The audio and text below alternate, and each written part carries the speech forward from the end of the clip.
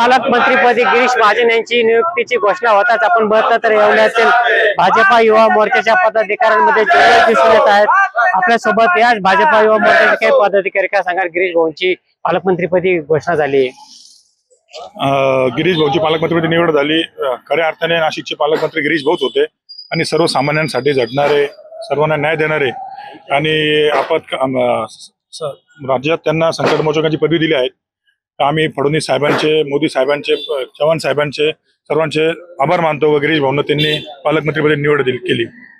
आपल्यासोबत अजून काही पदाधिकारी काय सांगाल? भरपूर मंत्री रेसमध्ये होते, गिरीश भाऊंची निवड झाली, काय वाटतं?